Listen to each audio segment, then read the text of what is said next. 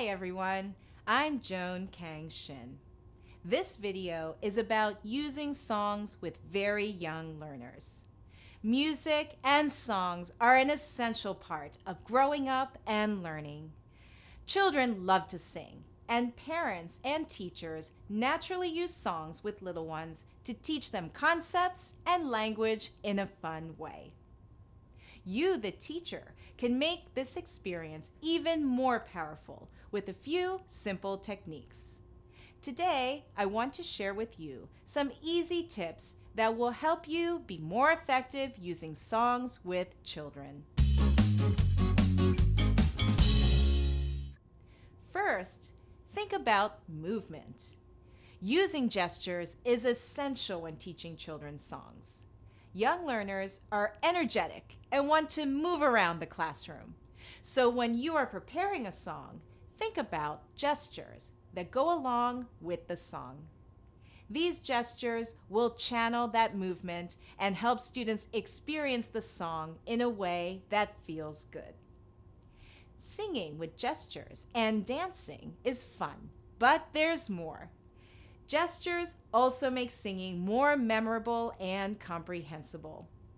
When children's songs are accompanied by gestures, the movements help children understand the song, while at the same time engaging them in the content. Gestures attached to certain words or phrases also help students remember and understand the song better. For example, in the Banana Boat song, the children sing, "Come, little children, count the bananas." The gestures for come and count show the meaning of the words.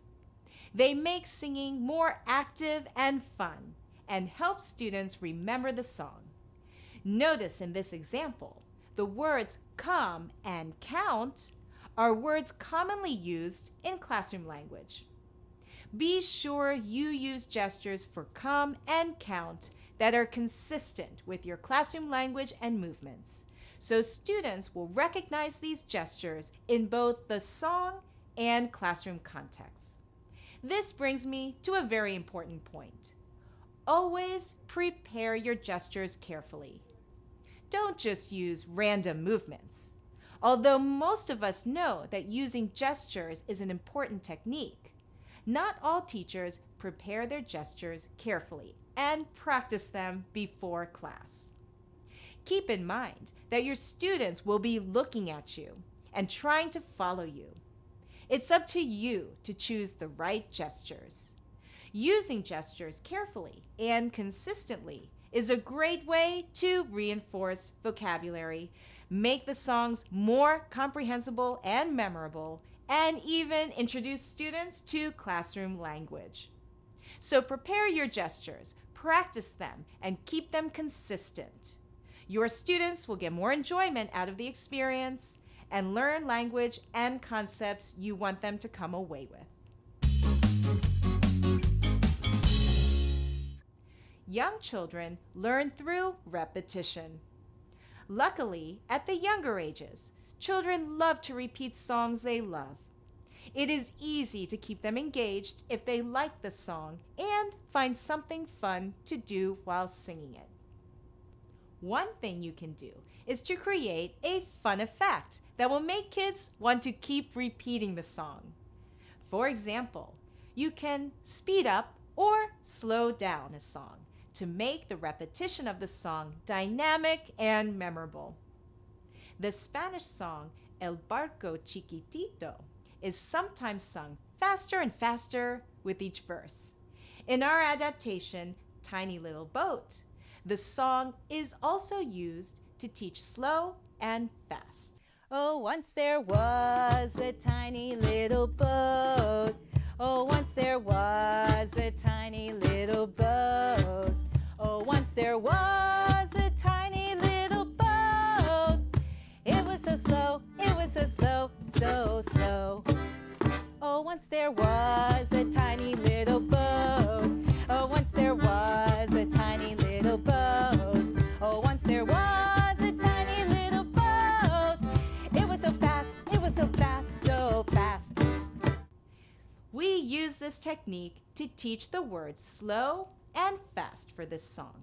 But you can use the technique of repeating a song using different tempos or speeds with any song. Kids love it.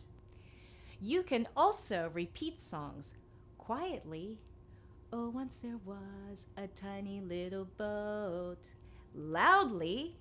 Oh, once there was a tiny little boat. Whispering. Oh, once there was a tiny little boat. Or even mouthing the words.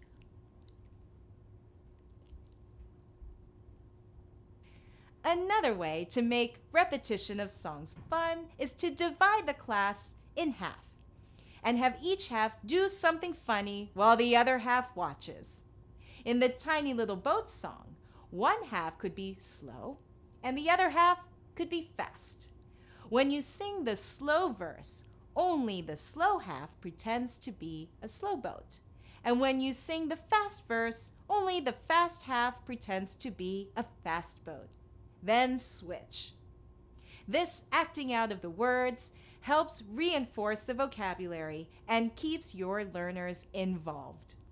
There are many ways to make repeating songs fun and meaningful. Be creative and find ways to make each repetition unique. The last tip is to get into it. If you are enthusiastic about singing the songs, your students will be too. Have fun with your gestures, and your students will too. Recognize that the movements add value to the song. Dance to the rhythm and be expressive as you sing. The more fun you have with each song in the program, the more your students will want to sing out loud. The more they experience the songs, the more they will learn and experience English. Good luck and happy singing!